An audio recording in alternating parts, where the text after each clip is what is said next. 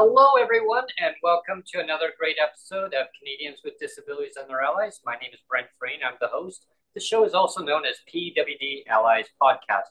Check it out on your favorite app, wherever you find it best suited for you. You can also Google the show on Google and look up PWD Allies. There's so many variations of checking out the show. I really encourage you to subscribe, like, and whatever you need to do to stay up to date on the show. And if you'd like to sponsor the show, feel free to reach out to Neil or myself. Today, I have a special announcement actually from my editor producer regarding some content on the upcoming shows. So stay tuned on that. I also have a e-petition that's out there right now that's circulating around that I got going with Neil. Neil and I actually produced a e-petition to the House of Commons. So I'd just like to just mention that before we introduce our guest for today. It's an e-petition to give a disability emergency response benefit to the House of Commons while we wait for the indefinite delay of the Canada Disability Benefit that was supposed to be rolled out 4 years ago, but it's only going to go to only recipients who have a DTC up to $200, or federal government still tying it to that DTC. I don't know why. I mean, it should be all inclusive. Everyone, every Canadian citizen with a disability should be receiving that. So there's a petition out that I put out there, and want to get it. The goal is to 1,000 signatures by the end of July. So let's get this done. At least Yeah, get to 500 anyway. you need to get up to 500, and I think we're over that, a little bit over the halfway point now. So Yeah, it's it's getting up getting there. Yeah, Yeah, it's getting there. And yeah, so, with that being said, I'm going to pass the programming announcement over to you, Neil, and then pass it back to me, and I'm going to introduce our guest. yeah. Okay. Yeah, we kind of mentioned this on the last podcast as well, but I just kind of wanted to get it in people's brains. Is for the panelist shows now, we're trying something a little bit different because like we've mentioned this before, like back when you were on Twitter Spaces, Hmm. Twitter Spaces back in the day. I mean, it was basically a gathering. It was actually more of like a gathering space, right? I Hmm. mean, you used to call it the show, and I Yep. mean that's fair. But really, it was more of a gathering place, and a show was kind of secondary almost, right? Or the fact that it was going to be re-released as something that people would listen to again was almost a secondary thing, right? And so we never really cared that there was, like, say 50 people on the call or more, or 100 people on the call, and everybody was over talking and things, that and it wasn't really an issue. But now that this is, like, your show is actually a show now and it's more of a Yep. podcast, we really have to be conscious of the fact, especially also, that more people are listening to the podcast only through audio, like the audio stream only. And we're getting feedback that it's distracting to have more than four voices on the podcast at once, because it's too many voices. Like, it's too hard for a person to follow it. So what we're going to be doing with the panelist shows, I mean, it was great when we did it. Like, I still love the panelist shows. Having Yep. like eight of us or nine of us on I mean, it was great. But the fact that people are listening to it more and watching it more and consuming it more means that we have to kind of tailor it so that it's easier to listen to and people want to listen to it. And so to do that, we're kind of downsize the panelist shows. Like, Dan is a longtime panelist, but what we're going to do going forward, most of the time now, is limit it to either one-on-one panelists, like we're doing today with Dan, or doing the dynamic duos like we've done before, and having Dan and somebody else, and I think it'll make it easier for people to listen to, easier to digest, like less over talking, easier to follow, that kind of thing. That's why we're doing it. Yeah. Great. Yeah, thank you, Neil, on that. And I just want people to stay tuned in and focused on the on our shows and the audio podcast. And streamlining it. Well, we'll see how that goes. And if we need to tweak things accordingly, we will. We'll keep everybody updated on that. So today, I'd like to introduce Dan Trays. Dan, thank you very much for joining us today. Dan's going to be talking about disability and homelessness, like advocacy, disability, and homelessness and lived experience. I mean, Dan knows all about that, and so I'm going to get Dan to jump in right here, and we'll go from there. Good afternoon, everybody. How you doing? How you doing, Dan? Yeah, hey, listen, apologize to the crowd ahead of time for any noise pollution in the background. We got some construction going on here and stuff. And I got a mouthy Mexican roommate called Austin here that likes to bark at the workers. So, yeah, but yeah, as per here, it's actually a nice day out too. So I just wanted to start off by reminding our homeless community, like, get indoors, get some shade under trees, and hydrate yourself lots, man. You need water at this time because you don't know it, but it could hit you at any time, right? But yeah, so like that's why things like splash pads are important and such. Keep the kids are on holidays here now, so keep everybody hydrated and cooled off. And yeah, just always good to talk to you guys, man. And just to touch on your reformatting and such. It's a time and place for everything, right? And the group talks are great because they get information out there in the masses. But it's especially been taught to me over the last year that people learn things within the first 10 minutes and within the last 10 minutes, right? Yeah. So it's great what you guys are pointing out there, and I look forward to the future of the show.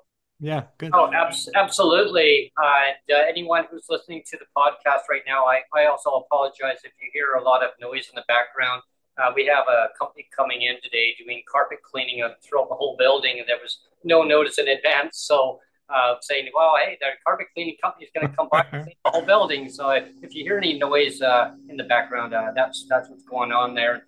But Dan, getting back to about being hydrated and stuff, yes, it's so important to drink lots of fluids before you start feeling the symptoms of being dehydrated. If you're going to be going out and about, anyone, just definitely have lots of water. Definitely that's going to quench your thirst. It's going to keep you hydrated. Because yes, you're right, Dan. I mean, it can hit anybody at any time, and it's just like having a disability. Like it could be diagnosed or not diagnosed. I mean, it can hit anybody at any time with that too, and having any underlying conditions, being hydrated will help you if you're outside in the heat. And we've had a lot of heat out here. We had a heat wave just recently. It's now kind of moderated down to a somewhat comfortable level. I'm not sweating like crazy. Going, oh man, yeah. How's things out in your area, Dan? It must be pretty hot out there right now. Well, actually, that's a perfect segue to stuff because, like, out here today is not too bad. Today, I think it's 23, 24 degrees. But the previous couple of days where we had a couple of days over 30 and hitting touching 40, right?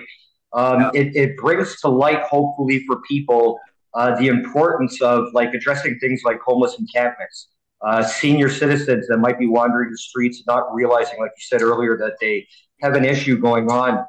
We just had a TTC worker notice a problem with a lady on a streetcar the other day, right? And she recognized it and took care of her. And so it's really important for that.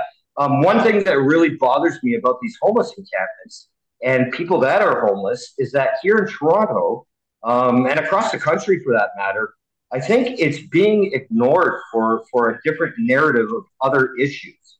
And that's where we have the problem here. As anybody that knows that, City Hall or the legislatures or the Parliament Hill, people give deputations and such within groups and singularly. And it's got to get to the point where they all work together because if there's 15 different stories going on, you're never going to accomplish anything, whether it be a motion or get some passed through the legislature. It's never going to happen, right? So what we got to focus on going forward is the services and try to focus on it from first at a local level, because if you don't have your municipality working together, you're not going to have your province or the country working together. Absolutely. And there's so many reasons why the homeless camps are escalating more and more. I've been hearing that on the news and seeing that in person. Even downtown Victoria, British Columbia, where I am, Dan, we have a huge homeless camp forming, and as anyone who can recognize the area or like knows the area, listening to the podcast later on, down on Pandora Street. I mean, it's like a huge tent city. And there was a huge police presence last night, and I heard a bunch of sirens. I didn't know what was going on. I mean, that's just downtown. And they called in, I think, four different police departments to deal with homeless problem. There was an individual who attacked and this is this is really sad. The homeless person attacked a EHS emergency health response Oh, wow. paramedic and the fire department. They attacked them, and so they had to call for backup. And they brought in four different police forces in order to calm down, I guess, the crowd of what was going on. And I won't get into specifics because I don't know all the details, but Yeah. they told the public that there was no threat to the public. It was all under control, so they cleared it up. But again, I mean, there's a lot of underlying reasons why the homeless camps are escalating. Is it because they people are priced out of housing? I mean, everyone has a story for homelessness. There's so many dynamics, and there's just too many things to pile in of why Well, it's happening. But there has to be a solution. And you're right, Dan. Like city council, they have to actually take control of it. And if they need backup, they need to talk to the provinces. And they need to talk to the federal government. I mean, when I grew up, in my hometown, I never saw one homeless person. no, I Uh, know. oh, I have, Well, you and I were talking just on the phone the other day, and we were actually talking about homelessness and just yeah, not even like no like not even thinking like Dan's going to be on the show tomorrow. Let's talk about homelessness. We just were just yeah, talking about homelessness, and yeah, like I made the point like back when I was younger, like homelessness in Vancouver was. It was just stayed in. It was the downtown core. It was like yeah, there's one strip in the downtown core. That's it yeah, and now like in my own building, and again I feel really bad for people that are homeless. I mean, I put that on record. Like I feel really bad. Like it's me too.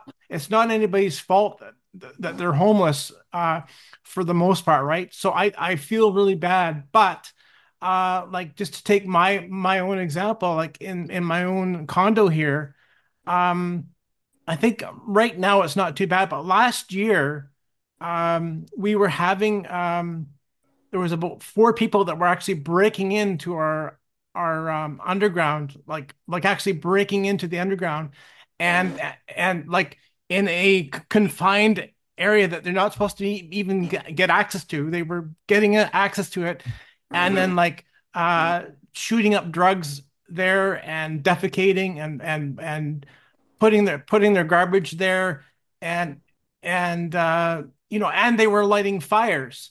So Oh, it was more than it was about three times we had to call the fire department because there was fires down in the garage. So you oh have man.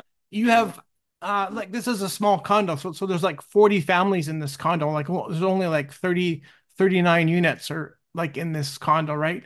But you Oh, got wow. 40 families Yeah. that are being their lives are being threatened because of like potential fires that are being started by homeless people down in the garage. And again, my heart goes out to these people. It does. But but the fact that the governments are just kind of going, oh well, not our issue. Like we'll just That's the pass it part. off to the condo owners and they'll deal with it. And and that's the other thing was we did have to deal it by ourselves. We had to spend it was three or four times we had to like spend, I think it was $400 or $500 each time to just dispose of all this shit and garbage down there like four times. So that's like maybe like I don't know, say like $2,000 in garbage costs and like to have the needles properly disposed of so they're not going to harm children down there or whatever. I mean, it's a big deal. So just that one instance of four homeless people breaking into our underground, that's like $2,000 that was passed on to homeowners, and you're passing on like potentially threatening the lives of 40 other families in the condo because of a fire breaking out. I mean, we're talking serious shit here. It's like, as much as I feel bad for homeless people, I like, it's serious shit. And the government's got to wake up and realize, you know what, we can't keep passing the buck off to owners and having owners deal with it. Well, yeah, So since you owe $40 to the swear jar already, so I'll just interject quickly if I can. yeah, there we go. Two of the major fucking problems here, okay, and we're gonna try not to get you canceled, right? But two of the major problems is number one, mainstream media. We have to change our attitudes with regards to how we not only treat homeless people, but also PWD, persons with disabilities. Just as an example, and I won't get into these protests, but just as an example, there's been various protests that were let to go on for weeks and weeks and weeks at various properties across the country and quite frankly across the world that never got touched. But when these homeless encampments spark up, there's violence, there's police arrests, there's everything, right? Mm-hmm. The other thing we have to do is acknowledge the fact that the people are there. They've been there, they're not going anywhere. And unless you're some kind of fucking asshole that like Doug Ford, who just wants to keep seeing people die, then just fix the problem. We have all said it a bunch of times. When you fix these issues, you will save costs on health, you will save costs on housing, policing, nutrition, food. When we just fix these problems, and I'm not saying they're minor problems, but they can be fixed right away because I've been there and I've started to do that process, right? All those years that I worked down at City Hall, it made me the saddest, just for the simple fact, not because I was frowned upon because of my attitude or the way I approached things, but it made me sad because I knew the bullshit that was going on wasn't conducive with what the public knew about the homeless situation. It's a simple fact that homelessness is a business. If you get rid of homelessness, you get rid of all those nursing jobs, all the police jobs, all the hospital jobs, security jobs. You have to come to some kind of balance. But the problem is getting so large that we desperately need people with lived experience to go to the table and let these fuckers know what's up. And that's what I personally intend to do in the very near future. Right. Yeah, that's good. Yeah. You know, there's a problem with like the homeless encampments it's really bothersome that I hear on the news, and I've actually seen it, witnessed it myself locally here. I'm not sure if it's happening. I'm sure it is happening in your area too, Dan, where they call it clean sweeps, and the city's coming by with their bylaw officers. They're taking the individual's belongings and they're throwing it into a truck, and they're pushing them on, and then they come back, and then the people set up shop again, and they keep doing it as a rotation basis. I mean, those are people's belongings. I mean, like work with the individual, right? Rather than just their belongings. I mean, where are they supposed to put their belongings? I mean, and just who push them onto somewhere else? Well, then it's like saying, not our problem. They go away. Yeah, you know? and another really good example of this, Brent, was it 2 years ago we had the heat dome here in BC? Was it 2 years ago or last year? 2021. Okay, yeah. And again, I mean, I don't like. I'm not about to throw John Horgan under the bus because again, like I love John Horgan. I thought he was one of the best BC premiers we've had in the province in a long time. But you know, just before I think it was just before he. Well, I don't know. I've lost track of time now. But one of the things he said during the heat dome was you know, in the SROs, like the BC Housing and the SROs specifically. Remember, there was a bunch of people that died. There was a bunch of people that died, and I hate to say this, but out of John Horgan's mouth, he said, well, that's what happens when people get old. That's what happens when people, and I mean, that's really tone deaf. As much as I love John Horgan, that is extremely tone deaf. You can't say, well, that's what happens when people get old. You know what would really happen there is that there was no air conditioning, so people baked to death. That is what happened. It had nothing to do with the fact they were old. It was that people baked to death because the government says, who cares? They didn't have the resources. This is an SRO. Who cares? that's what really happened. People baked to death. That's the truth. It wasn't that they're old. It was that they baked to death. They didn't have the air conditioning, and after that, the province decided to roll out the free air conditioner program through BC Hydro. Yeah. If you qualify for it, there's if yeah, because you actually have to have it based on the household income again, and more pink unicorns, Brent. Yeah, so I'm gonna ask Dan about the homelessness too. Is like how is that happening in your neck of the woods, Dan? Like, are they doing like clean sweeps and stuff? Like, So I get the sentiment about what you're saying about Mr. Horgan, right? Because he's somebody that you guys know. yeah, Throw him under the fucking bus, man. Because that's the only way you're going to get something accomplished. Everybody that knows me knows that I've known our premier for over like 25 years now, okay? Is he an asshole? Absolutely. But that's exactly what's happening here. Just for an example, the other day, a counselor friend of mine called me up and said, Dan, we got somebody in the bus shelter by your house. Do you know who they are? Blah, blah, blah, blah, blah. So I went over and checked it out for them. It was a former resident of our building taking up shop in the bus shelter because he had nowhere else to go. And that's exactly what they keep doing. They keep, we have a premier, and I'll say a premier because I don't want to say his name. His name is like gut wrench every time I hear it. But he's worried about moving stupid shit like the science center. He's now trying to make the beer stores convenience stores and convenience stores beer stores. We have a long-standing strike with our liquor control board going on right now. I think it's going on a week or two now.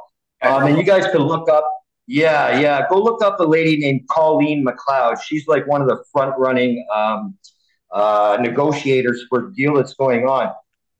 But he's worried about all this stupid shit when exactly what you guys just said is happening. The same thing is happening here. There's people like just basically like rotting and cooking to death on the streets. Mm-hmm. We have various programs that do great work around the city, the Out of the Cold programs we have here, and even various city-run initiatives are doing good. But that's exactly all they're doing. They're basically taking a car with two people in it that will talk to them as quote-unquote counselors. Then they're, as you're saying, they take a truck with two other people in that, clear it out. Next thing you know, a week later, it's back there. Where are the programs for these people to go to? Why are we worried about it not flabbergasts me. It kind of angers me and stupefies me at the same time because, like I said, he's trying to take convenience store stuff and put it into the beer stores to make up for that loss. And he's trying to take the beer store stuff and put it in the convenience stores. What the fuck is going on in your brain, man? Like, what's going on? The same people I see homeless back in the day when I was homeless are some of the people that are still alive, are still down there on what we call Skid Row. Okay? And speaking of Skid Rows, like shout out to my friends there. Their name's Dos Brujas. Do an excellent job online. Go check those Twitter spaces of Dos Brujas. What's up, guys? But it's the fact that they don't care. He doesn't care about it. And I say him, but that whole government as a whole, and as we hear it, other governments across the country, unless it benefits them in one way or another, unless it garners them more votes, it's never going to change. We've had the same problems here for the same amount of time, but I waited 12 years for housing. Why should somebody have to wait 12 years for a basic human right? Now, I'm not saying go out and hand it out like candy, but just as that example, back to your original question, referring back to the guy that I went and checked on in the bus shelter, that person lived here for 13 years and was just cast aside. And I don't know what the problem was. There could have been an issue. There could have been something, violence or something. I don't know. But that person is just cast aside now to die in society. What fucking kind of country are we when we're letting this shit happen, but yet we're helping each and every other place out? I don't understand. Yeah, it's handing the federal government seems to be handing out money like candy out to other countries, it's just like a major amount, but not helping their own citizens to make sure they have all the proper, adequate needs. Like, I mean, your standard of living. I don't just call it basic needs. I mean, call it the standard of living, where you've got. And to be clear, we do need to do that, though, right? Yeah. Yes. We do need to do that to help other countries. We do need to do that. Yes. I was going to say that if you weren't going to say that, Dan. Yeah. No, exactly. Yeah. We do need to help out other countries, but we all at the same time we need to help out our citizens too. Absolutely, I agree with you totally on that. I mean, the standard of living, like that, you have a roof over your head, you be able to basically your cost of living up, your standards of what you need. And when those needs are not being met, we got a serious freaking problem, because people are going homeless. And actually, that's a good segue of kind of branching. And Neil and I've had this discussion recently, and I'm still foaming at the mouth. I'm just livid. It was called for BC Housing, Neil. Mhm. What the information that I learned, Dan, I want to pass and get your view on this. You don't have to comment if you don't want to, if you don't feel comfortable, but it might be something similar going on in Ontario there. Uh, so the housing provider that British Columbia has, it's called BC Housing, and it's an umbrella of services for citizens in the province. Now it basically branches to senior citizens, people with low income, like single mothers, single fathers, and that's called the rental assistance program. The seniors one is a seniors. It's a oh, I always get this messed up. It's called Safers. It's a basically it's a supplement for seniors, and it's the same kind of criteria that single mothers, single fathers can have too. People that are in subsidized housing under a nonprofit or for-profit umbrella under BC Housing, they can have 30% of their income goes to rent. Now, it's based on the household income. That category is for all of those sectors. Now, one thing I learned just recently, because I was curious, a few people in my neighborhood had asked me about, well, the rents are so high. Market rents are extremely high, as we all know across the country. Market rents are way above a person's actual income, what they can actually afford, and they keep going higher and higher. So I inquired and I said, uh, if a person wanted to get into BC Housing, and they're a person with a disability, and they have a roommate or a friend or maybe someone that they know, can two PWD get into the housing? And the gentleman I spoke with, Dan, basically told me they have to meet the guidelines and the policy under BC Housing. I said, okay. I said, again, and I said to him on the phone, I said, again, to PWD, they can either be either friends, roommates, maybe they just know each other, maybe it's a friend of a friend of a friend who basically just wants to have cheap housing. They just want to live in the same under the same household. And he goes, no, they have to actually be in a relationship. They have to be a couple, or they could be married. They can have maybe there's a child involved or a family. They said because it has to meet the criteria or guidelines of the policy. I said, so there's no guarantee. He goes, well, why would you keep saying the word guarantee? There is no guarantee. He said, Bud, I'll set this very straightforward to you. There's a 0% chance if a person does not meet those criteria, they will not get into housing. I said, oh, I heard there's at least a 10-year plus waiting list. It's a couple year waiting list. I go, no, unfortunately, the recent stats actually say there's at least 10 to 12 years waiting list to get in. He goes, well, the Yeah. government's making all the announcements of getting PWD or people on low income into housing. And I said, and great. I said, I really echo that. I think that's a great idea about building housing. I mean, we need housing to get people housed rather than homelessness. I mean, we need to get people out of tents into homes. People need homes. I mean, what do? We not provide homes to people? And he goes, Well, right. We need to follow that criteria. when you're talking about the two PWD criteria of like it has to be two people in a relationship and all this stuff. It's like it feels Right. like it's a joke, right? It's like two PWD walk into a bar, and here's Yeah. the punchline, and But it's just ridiculous, the whole thing. yeah, Yeah. but I told him, I said, what if they're not in a relationship? So you have to be, Yeah.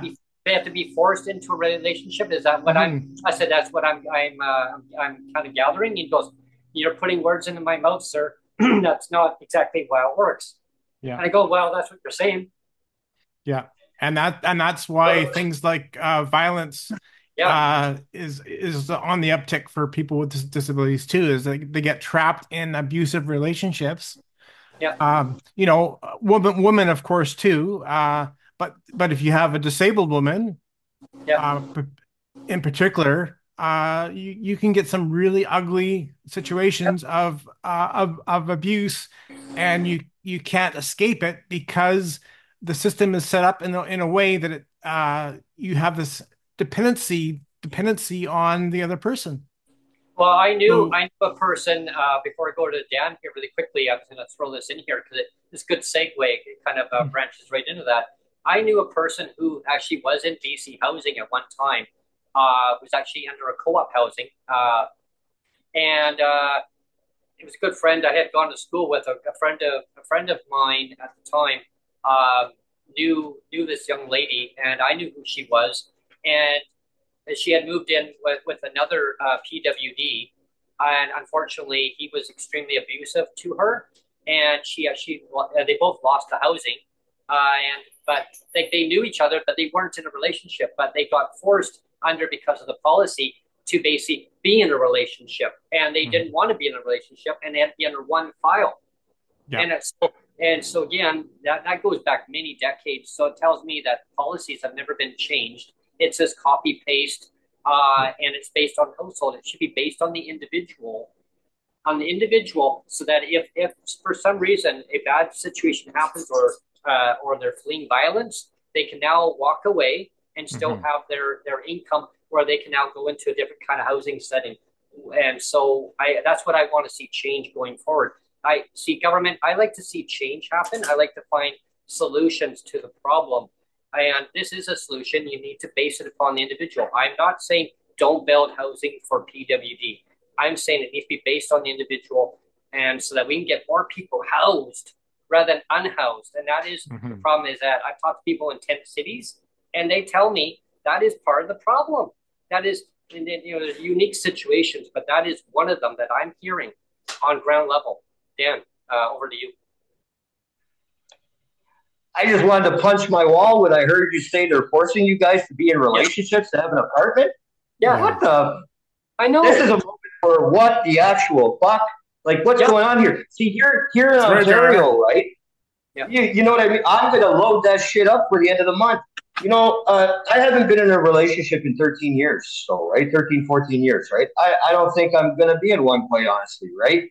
But when I hear the horror stories of people that have had to be separated just because of the fact that they're both disabled and they're on a fixed income, and I'm going, what the hell?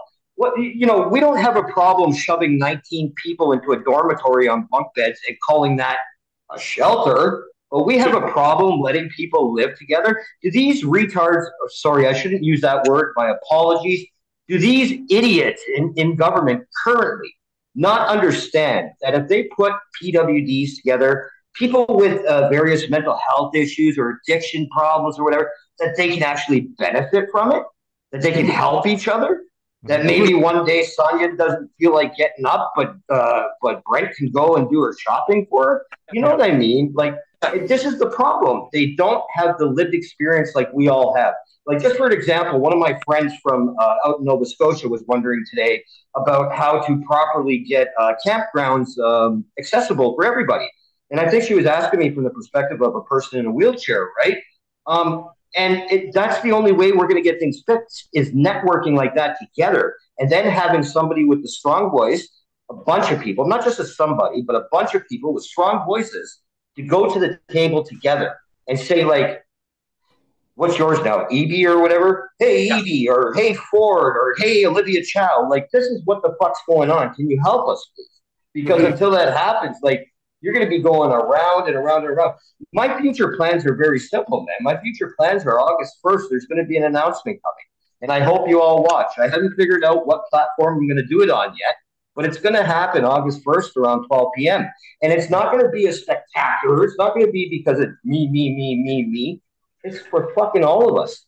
Because it seems that for now, groups here, especially here centered in Ontario, are all fighting for good reasons, but they're starting to fight each other. And that's not going to get anything accomplished. Yeah. So to come to the table with actual lived experience and focus and know that we're not going to get everything that we need or want, but we have to get something now.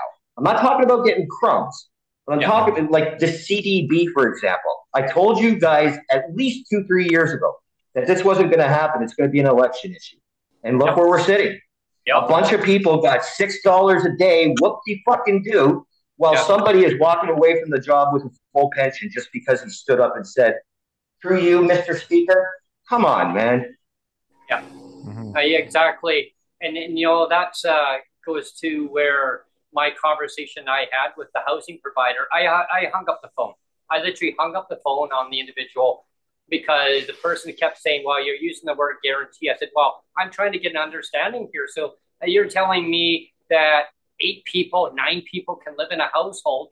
He goes, right, but they all would have to fall under like a relationship. I go, okay, so 8 or 9 people are all supposed to have a relationship with each other in order to qualify? Yes, there's no guarantee. He goes, 0. Sir, I'm going to tell you, he says, once and for all, a 0% chance that if they are not in a relationship, they will not meet the criteria. I go, okay, this system is messed up. I said, so I went back. I said, let's go back into history, sir. And he tried talking, and I said, I'm not done talking. I said, let me finish what I'm saying. So I wouldn't let him get a word in edgewise. I go, you see, sir, I actually do a podcast. I invite you to come on to the podcast, and we can have an adult discussion, one-on-one. And he declined it. I'll decline that. I go, okay, well, so you and I can have a discussion now. So what I actually said to him on the phone was that when people need to have housing, they need to have a system that's modernized. It needs to meet their needs, not what the government needs or what the government says that they want to have happen. And he goes, if you don't meet the criteria, you don't have. I said, see, your script is actually getting old. It needs to be modernized. He goes, this was actually provided by the government at one time. I go, okay. So I said, let's go back memory lane. I said, do you remember Shane Simpson? He was the minister in charge of social development and poverty reduction. Oh, yes, I know Shane. I go, so do I. I said, because I went to his town hall meetings when he was the minister. And I remember him saying at the time, you got to do what you got to do to make it happen. In order to have to up to 8 people in a household. He goes, huh? I go, yeah. So he even said that now, I said, is that if those people are not in a relationship, they should actually meet that criteria. I said, how about Nicholas Simons? Oh, Nick, yeah. I go, yeah, I know who Nicholas is too. Nothing changed. Sheila Malcolmson, current minister, and now we're going to be going into elections, so who knows if she's going to be the current minister. Again, Sheila, this message is for you. Can you please get BC Housing to change the policy so it's based on the individual, not household? If 2 PWD or maybe a bunch of them, if it's a 2-bedroom, say a 2-bedroom BC Housing unit or a co-op housing, and you got bunk beds in there, if people need housing, let them pay the rent. I mean, they can all split the cost. Yeah. It's more money in their pocket, more money that goes into the community. They can support local businesses. If they cause a big problem, I mean, hopefully they don't. And I'm nothing on nobody saying that people are going to cause problems. But I mean, give the person the benefit of the doubt. I mean, give them a chance to have housing. They can put the money in and support each other. Maybe they be there as friends to help each other out. I mean, isn't that what we're all supposed to be about? Is to networking with each other and helping each other in society as citizens, rather than pinning each other. Yeah, go ahead. Sorry, Brent. So if I'm understanding this correctly, Neil knows what's coming. If I'm understanding this correctly, if I say come out there to BC, I'm on disability, you're on disability, Sonia's on, Neil is, he's got his son and whatever, and we all decide we're going to get like whatever, a fucking 7-bedroom house, and we can do it with our incomes. They won't let you unless we're all sleeping together. No. They would basically classify it as a household income where then your income would now exceed the actual threshold amount overall, and they would now narrow it down to maybe 1 or 2 people as long as it doesn't go over the threshold. I'll give you an example. If the threshold is at $32,000, okay, and your income exceeded, say 2 PWD, it exceeded over $32,000, now everybody else now has to go. Yeah. I actually had that happen with my mom one time. God rest her soul, Dan. My brother, myself, and my mom were there. My mom had to go onto a senior's supplement at one time, and she didn't even know what that was because she felt that the cost of living was starting to go up then. And so because I was PWD, my mom's a senior supplement. My brother is a professional painter. He built houses too. So he got into carpentry too, like building stuff. But because his income was way, way too high, and the government wanted to know all incomes in the household, his income exceeded way above it. So now it pushed the income over to like pretty close to like $50,000. So because of that, one of us had to go. So my mom said, "Well, Brent needs to stay. My brother can take care of himself. Brent needs to stay with me." So I had to stay with her, and the government actually said, as long as we don't keep increasing the rates too high, because if we increase it too high, then either his income's going to exceed yours, and one of you are going to have to go. Well, you'll stay there, ma'am, but he'll have to go. That's how bad the system is screwed up. So in that situation, why wouldn't they just adjust your rent amounts then? Why wouldn't they just raise them up or down based on the income? Yeah, and because that's what we do here. Sorry, Brent, I have a delay, so I'm sorry I cut you off there, buddy. Okay. Well, basically, to answer your original question, like 3 hours ago, before I went on a little tear, like here in Ontario, I think the way it works is that you're allowed to make whatever. I think it's $1,000 a month, above and beyond and such. I'm not sure on the couple situation. Minnie might be a good person to ask about that, right? Yeah. Because I haven't been in a couple relationship, right? The way my income works here, and I'll feel free to share, right? I don't care. Like I'm in an RGI unit, but I don't pay the regular amount. So when I was working, I was paying about $600 more than I would on social assistance. So they base it exactly how you said, 30 or 33% of your income.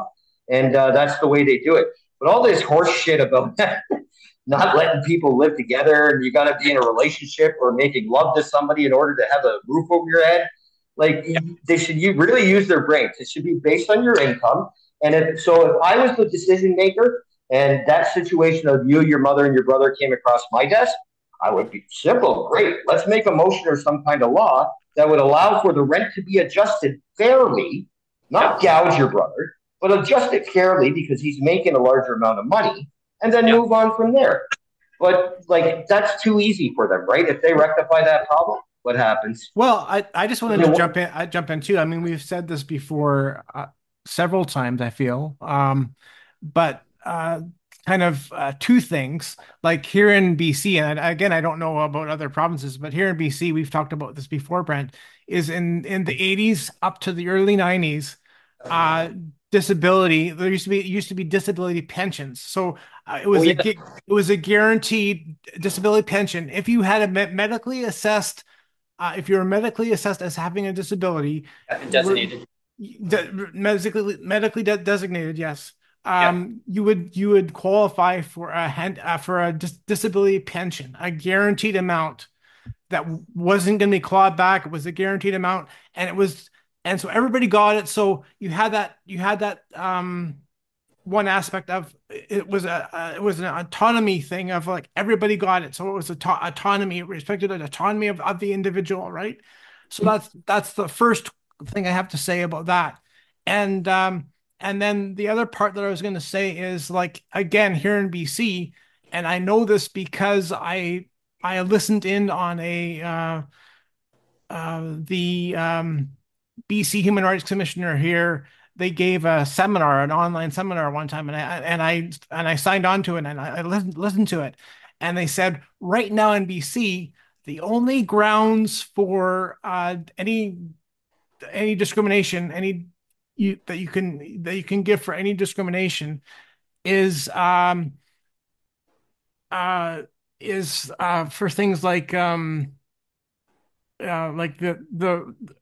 sorry, I'm losing my train of thought, for rents, like as you have to have the you have to it was sorry, I don't know I've lost my train of thought. Maybe because I'm too hot. You're good, buddy. Yeah, but no, you're good. It's exactly what you're saying. You know, it should what it boils down to is to make it simplified for everybody. It has to be about your income and your needs. So you have to have the wraparound. I call them wraparound services. Other people don't like that term. Find me another term. But you have to have those wraparound services because there's so many different defining issues, right? I'm sitting here right now as a person that used to be on ODSP, And look, my body's working, right? There's some people that have issues here.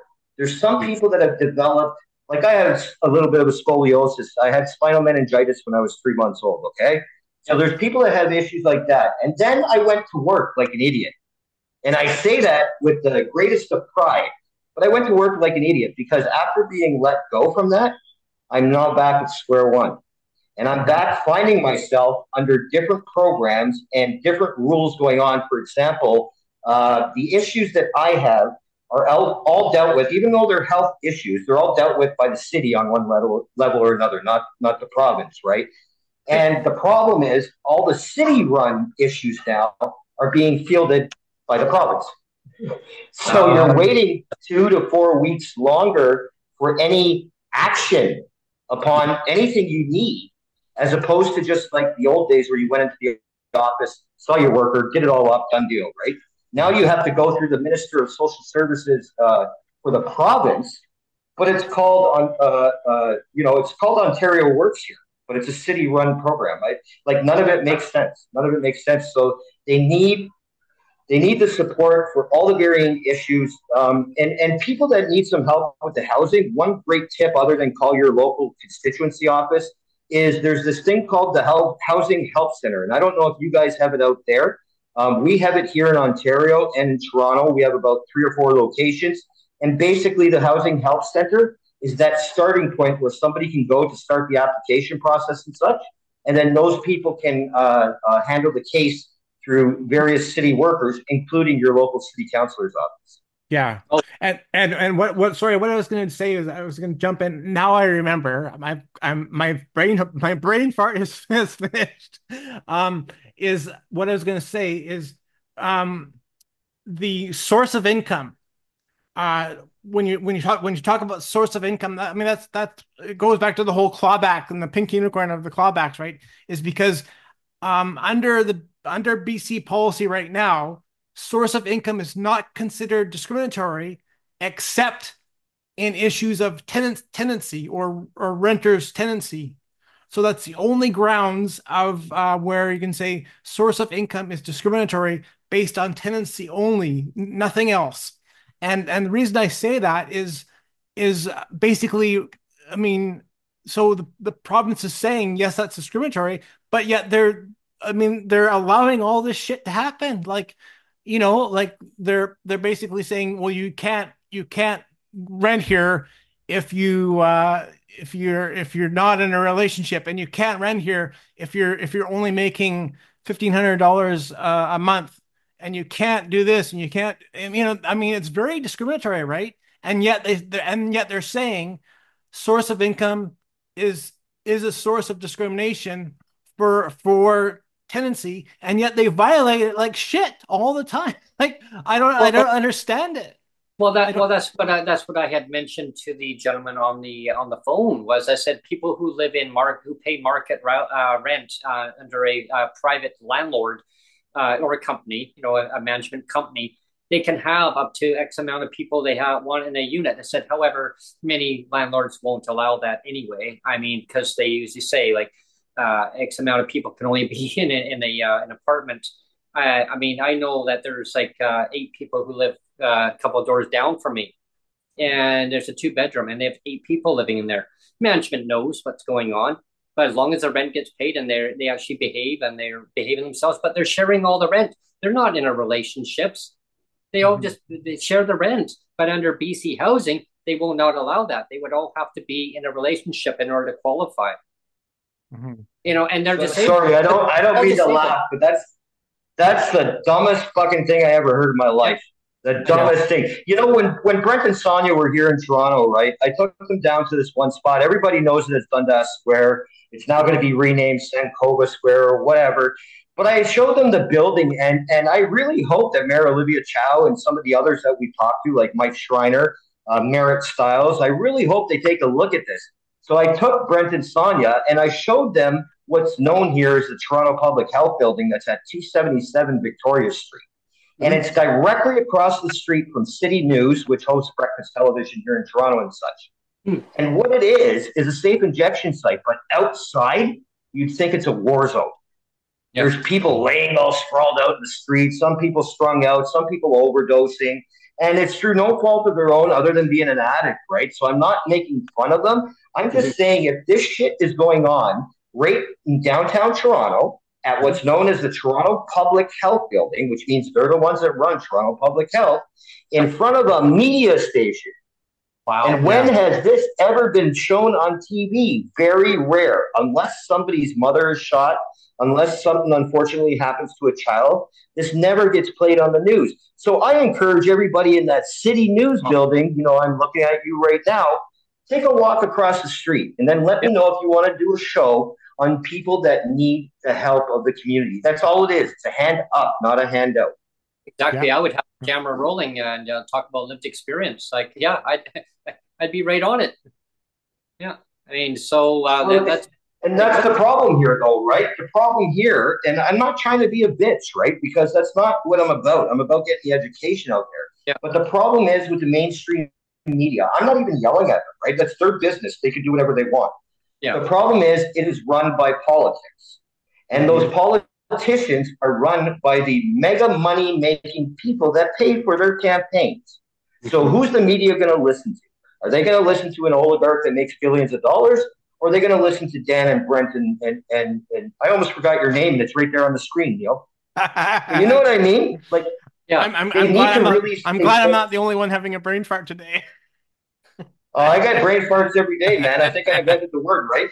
But when these people go on TV, for example, and say like the TTC is the safest and the best, our TTC guy, the CEO guy, and then I'll be brief and shut my pie so you can get on with your day. But our TTC guy is retiring. I think it's the end of August or beginning of August or something. He makes, I don't know, six figures, 350, 450, a million. I don't know what he makes. But just imagine what he's getting. He's leaving now. There's an Eglinton Crosstown project that's been underway for about 4 decades now that hasn't been complete yet. There is homeless crisis. There's all of this going on within transportation within the TTC. You saw the streetcar system when you were here. Probably not the funnest thing to ride with somebody sitting in the corner going like this, right? Yeah. So we need these people to focus on fixing the actual issues and not about keeping their friends happy when they're leaving after retirement. When I left the city of Toronto, I'll tell you straight, I got paid $313. When this guy leaves the city of Toronto, he's probably going to get like $1 million a year for each year of service, which probably totals $10 million. Wow. So here I am busting my ass out there in the community like each and every one of you do every single day. Mm-hmm. And this is the thanks you get. So you got to take it to them and you just got to keep going with what you're doing. Yeah. Mm-hmm. Yeah, I found the transportation really amazing in Toronto compared to out here. It was the difference between it's like a cloudy day versus a nice sunny day. Definitely one of the things I want to explore when I do get the opportunity of coming back there and into Toronto, Dan, and definitely I want to check out the streetcars. That's one of the ones that things that we didn't. Then unfortunately didn't get. We ran out of time to do that, and then of course come to visit you. You might be on your own because even I don't like riding the streetcars. I mean, seriously, it's gotten really to the point on the streetcars and trains where they're being, and it's been an ongoing issue. We've all known about it, right? We have great people here named Lorraine Lamb, Diane Chan McNally, Kathy Crow, various people that work in the community for decades, right?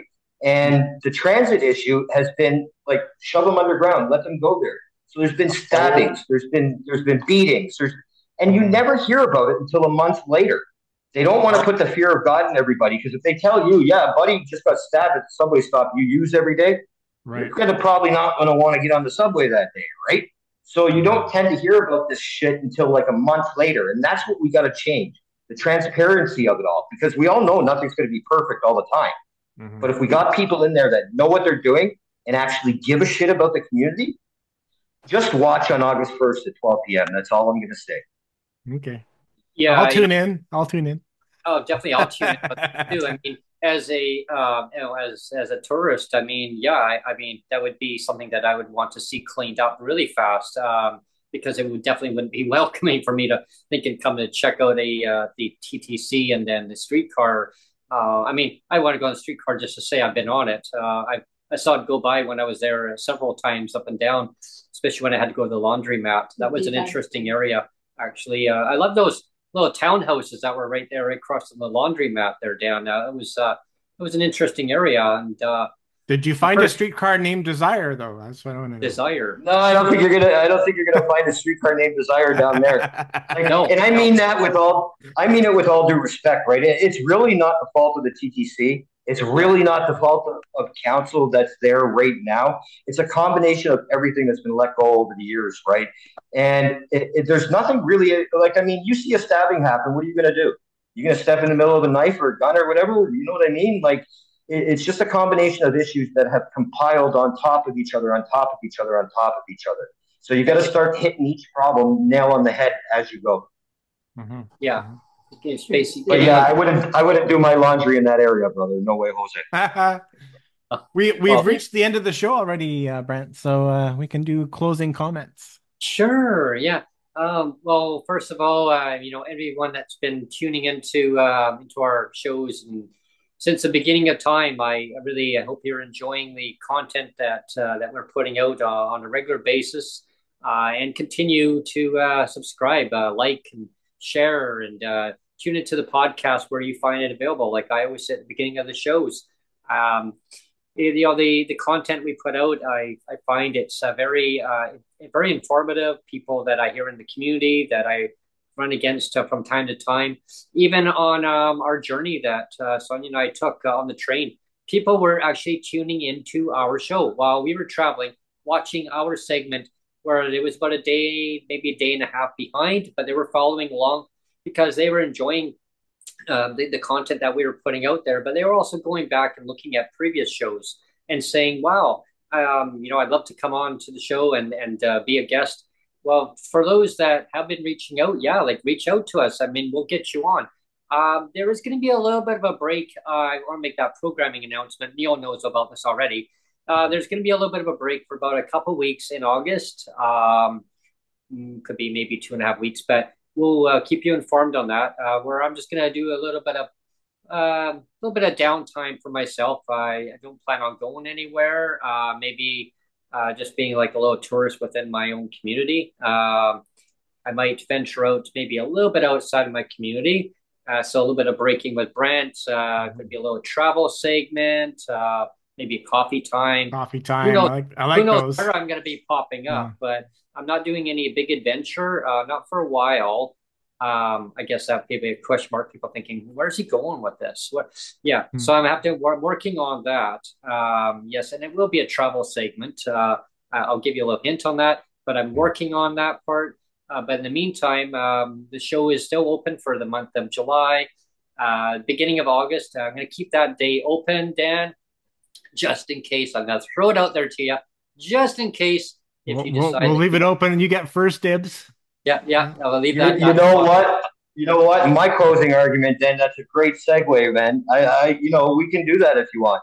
We can do that if you want, because for everybody watching, right? I don't know how clearly you can see this, but that says endorsement of nomination. There you go. Wow.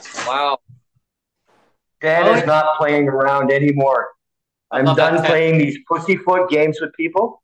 So I'm just telling you, watch August 1st, and you're going to get all you need to know. And I encourage everybody else to, even if you can't get that involved to run for office or what have you, every little bit helps. Whether it's giving a bottle of water to a homeless person, whether it's joining Brent and Neil here on the program, or whether it's just saying hello to somebody on the street. I just got a little bit of crazy in me. So I'm ready, and I'm going to do it. And I'm telling you right now, August 1st, you're going to have the time of your fucking life. Good. I look forward to August 1st, Dan, and hearing the announcement. Definitely the door is open. You're definitely more than welcome to come on to the show and give that announcement. So I'm going to leave that opportunity with you, or option. Definitely reach out before August 1st, obviously, to let us know. I'll book it. Yeah. Neil can book you in for sure, and whatever time works good for you. I was gonna do it on a Twitter space, but I didn't think that would go over too fucking well. No. And to each person out there, really, all jokes aside, this is the last thing I'll say. I apologize if my language comes across as brash or if it affects anybody or triggers anybody. I really do apologize. This is the language I've been using my life. I'm trying to clean it up a little bit. So I'm trying to limit myself to 10 per day. But, all jokes aside, I just hope everybody stays informed and stay safe, man. Thank I'm you for what you keeping guys do. track. I'm keeping track, Dan. It's a dollar per swear, so I think you're up to about Probably 50 bucks. 223 right now. I don't know. We can double it. I can't see the chat, so I don't know if my mom's listening. I might get my ass No, kicked too, your mom is listening. She's on the chat right now. Oh shit! I mean, sorry, mom. Yeah, no. There we go again. All jokes aside, thank you to you guys for what you do. Thank you to my mom for getting me this far, because God knows I shouldn't have made it past fucking no more than 20 years old, right? And just keep up what you're doing. There's another part of a programming announcement, Dan, before I let you go here. Actually, I'm glad that we mentioned about what we're talking about is about that petition that we have going out there. Neil, maybe you could kind of comment regarding that. I know what you're going to say. I know what you're going to say.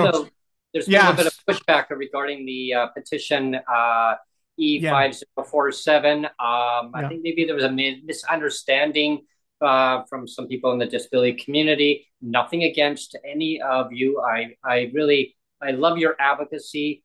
I think that we all work together in our own ways of pushing the narrative of making sure that we have a standard of income. What the e-petition is that it's holding the government to account, and it doesn't matter what level of government it is. So I'm going to pass the mic over to you, Neil, and you can go from there.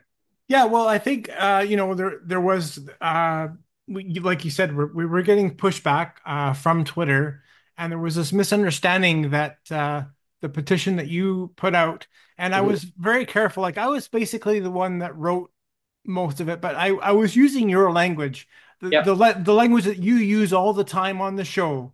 Yeah. I was basically copying and pasting the language that is repeated all the time. That I use. That you use all the time, and I basically borrowed your words and I put them on the paper. And and the one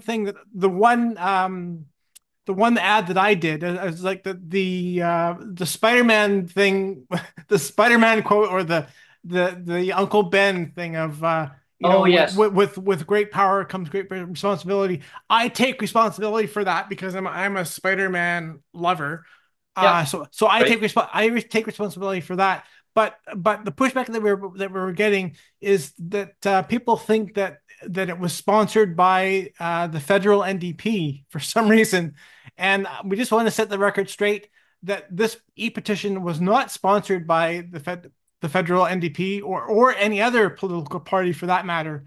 There's been no interference from any other political party. It was just something that you and I came together, Brent, and we put it out as individuals with disabilities with no input from any federal party or otherwise. Any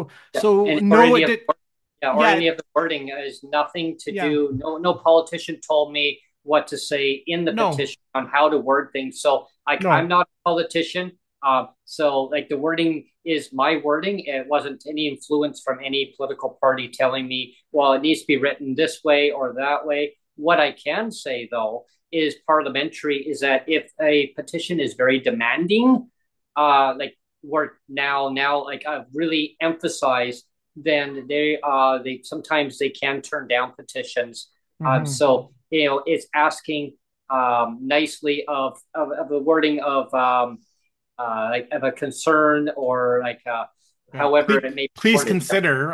Please consider. Yes, and the word to consider is saying please consider this because people are living in legislated and imposed poverty in Canada. Like really, how can that be in Canada? They should not even. We shouldn't even have to even put a DURB out there, but we decided to put a DURB out there as a request again, Christopher Freeland, if you're listening to this. I don't know how many times people need to say that people need help in Canada. Should we be looking after our citizens? So again, that's why the petition is out there. And so I'm really hoping that all the political parties, when they get this petition, I know they have 45 days after it's actually presented into the House. Once we get to 500 signatures, they have time to read it. And I really am hoping that all the political parties will actually agree that, yes, let's proceed with this. Let's get the money out. And also, do not tie it to DTC. Yes. There's a new petition out there actually from I'm hoping if I get the name wrong, please I apologize. I believe there's a petition that's out there by Laurel Collins, and it's actually I know that Lisa Marie Barron is actually backing it also. So thank you, Lisa Marie Barron from the Nanaimo Ladysmith on that. And the petition is out there to basically streamline it so that DTC is not a requirement in order to get the Canada Disability Benefit. And also, it should not be based on the household income. And that is what the federal government wants to try to put into the regulations right now. That's what I'm reading on Twitter, is that they are going to the regulations and they want to base it on the household income. And what did I say earlier in the show, Neil? Is that talking to you, and I mentioned to you, Dan, too, is that the BC housing, they want to base everything on the household income. Like, seriously, people, like, this is coming from the federal government. What do we have to do to stop this household income garbage? Like, base it on the individual, not household. And I can tell you from lived experience, I went through trauma. Do you want to talk about my anxiety went through the roof?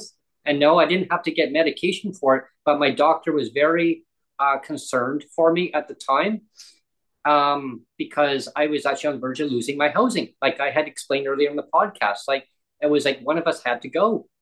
Yeah. And because it was based on household income. So again, going forward, let's modernize, let's work together from municipal, provincial, federal. Let's listen to lived experience stories, listen to the advocacy organizations. Yes, I know that there's a lot of pushback with organizations. I know the PWD community is chiming in a lot with the disability organizations saying that they're not pushing for, a disability emergency response benefit. Like there's a narrative, whatever the case is. I think at the end of the day, I think a lot of organizations and individuals across country, I think we all want the same thing at the end of the day, is to help citizens. Yeah. So I think if we can all kind of jump into that same big boat and use the oars and work together and achieve. I know we can do this as a country. We can make things better rather than all the infighting going on. Yeah, and just before you sign off, let's acknowledge the pink unicorn behind your head there. Because that is why all this stuff still happens, is because pink unicorns are alive and well. Well, it's just exasperating for me. Is right now, like I know I've mentioned many times, I know we went a little bit over time on our show here. I apologize for people when they think you're ending comment and here we goes Brent. Right? But I just wanted to make a point here is that it's like dividing disabled people against disabled people. Well, it's like saying if you want to have this housing, cheap housing, you need to follow our guidelines, our policy. Oh, you want to keep living in market housing? Hey, knock yourself out. But don't complain to us that if you put yourself into harm's way of not having enough income. Well, I'm sorry. So the government, so you need to listen to lived experience, right? I mean, everybody wants to have cheap housing, but it should be based on the individual. Let's tie it to the individual, not the household.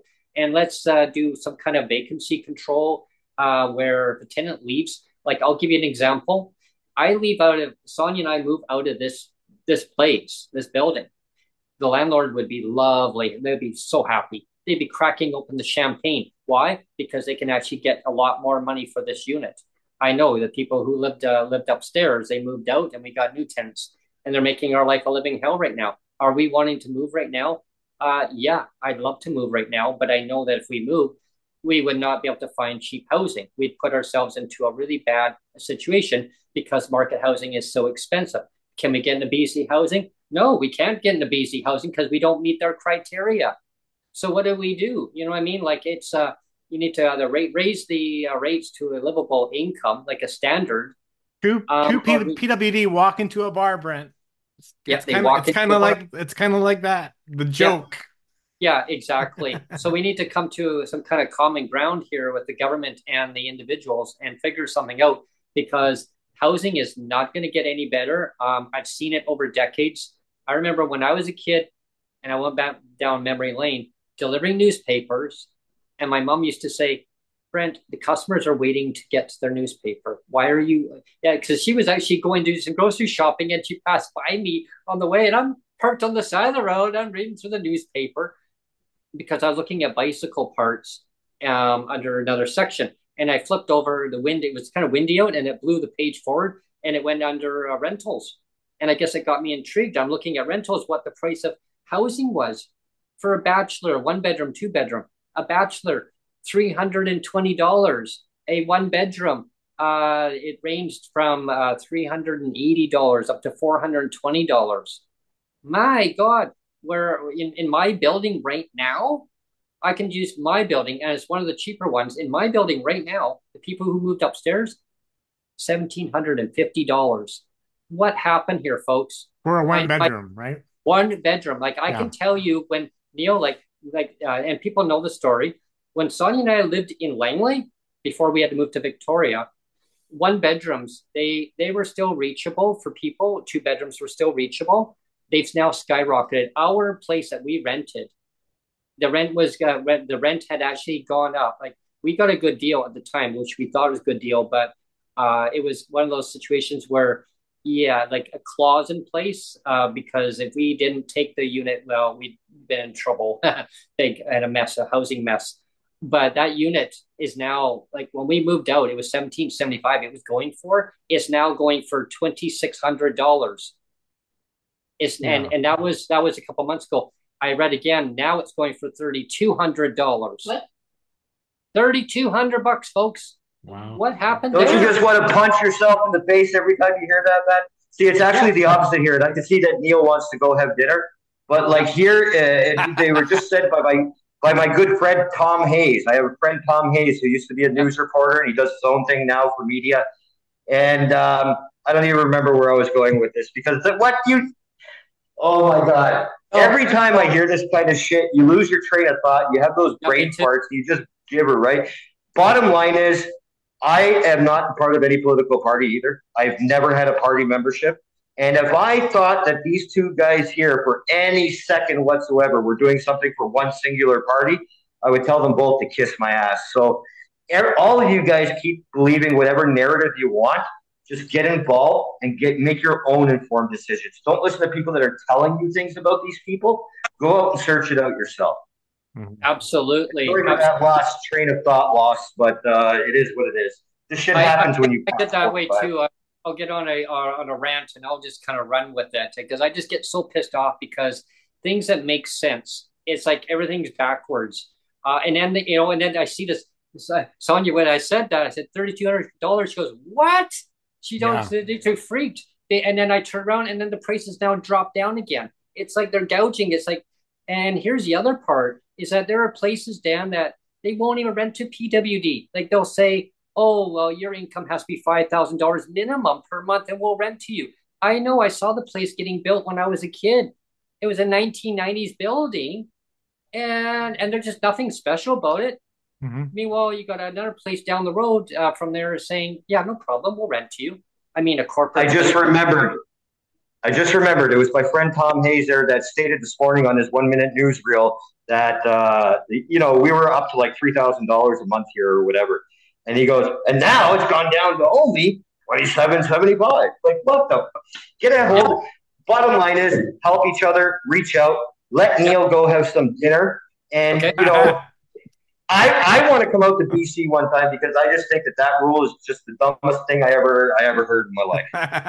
It's really messed up, Dan, and I enjoy our conversations. And I look forward to continuing on this conversation where we left off very, very soon. Thank you. You guys will hear from me by August 1st, and thank you guys. Yeah, exactly. So again, with great power comes great responsibility, said Uncle Ben. Spider-Man's Uncle Ben. So everybody go out and sign the e-petition. It's E5047. E5047. Just Google it, look it up, and sign it. We're past the halfway point of getting official statuses of being recognized I don't know what the term is, but it's 500 signatures will get it to the point of being have to be presented. Yeah, So on June 26th is when the petition started. It's running for 120 days. So we're actually almost, yeah, just at the halfway mark. So mhm. it's impressive, but what'd be more impressive is to get it past the 500 mark. I mean, more the merrier. I know we can do it. So July, I put on Twitter before as a goal.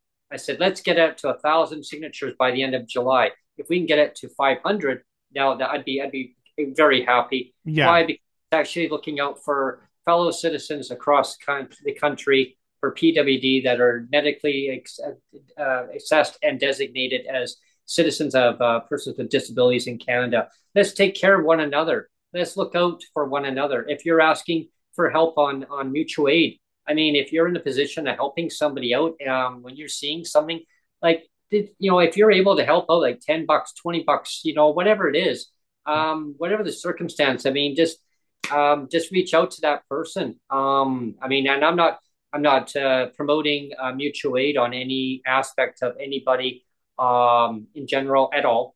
But I do know that there are a few individuals for sure that their their circumstance is not very good. I know one person in particular, and I normally don't do this, like promoting a person to throw it out there. Alan Davies. I hear you, man. And Mhm. he's one of our regular panelists that comes on the show. He recently injured his shoulder really bad. He can't lift his arm properly. He's trying to make stuff.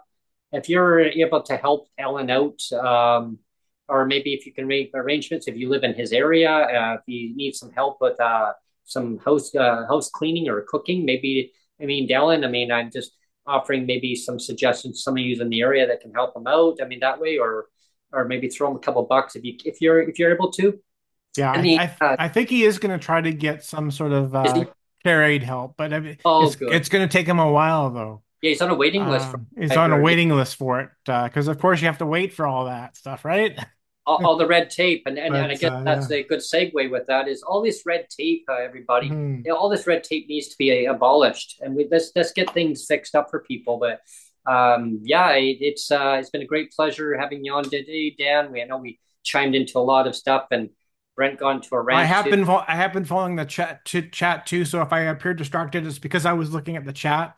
Yeah. But yeah, there's been lots of good conversation in the chat, but I keep going back and forth to see if anybody's saying anything, but I If have been following it. So if thanks there's everybody any for tuning into that. Yeah, Yeah. thanks everybody for tuning into our chat session today too, and special thanks to Dan for joining us on today. It's been a great pleasure. Anyone who would like to hear of any programming suggestions, like any guests that you would love to see on the show going forward, we'll do our very best to try to get them on. I can't guarantee. I know that there's some prominent people that a few people have mentioned that they would love me to get on. I don't know if I can actually make that happen. Neil, I think he knows where I'm going with that. I know Yeah. Dan probably does, but I'll try. I do have one guest coming on actually next week, and he's been on here before, and he's actually the shadow minister for social development and poverty reduction in British Columbia. He's with the BC United Party, so I will promote that out there. MLA Dan Davies Dan Davies, for up in he's up in Peace River North. the So Shadow Minister. yeah, and that's what now Marvel. title. That's what his title is now, and they have a lot of forest fires that are going on up in that area. Yeah, so I convened with a phone call yesterday just to confirm that. And I didn't know that how bad it is up that way with forest fires, and so people like just be careful with camping. There's campfire ban that's actually in effect as of today across British Columbia, so that's going to hopefully keep things under control. Take care of yourselves. Do the best you can. Stay hydrated in the heat. If we get another heat wave, until our next show, stay tuned. Watch out for any programming announcements. If you want to be a guest, reach out to us. If you want to donate, reach out to us. Please subscribe, like, share, all the above, yada yada. Have a great day. Thanks everyone. Take care. Cheers, everyone.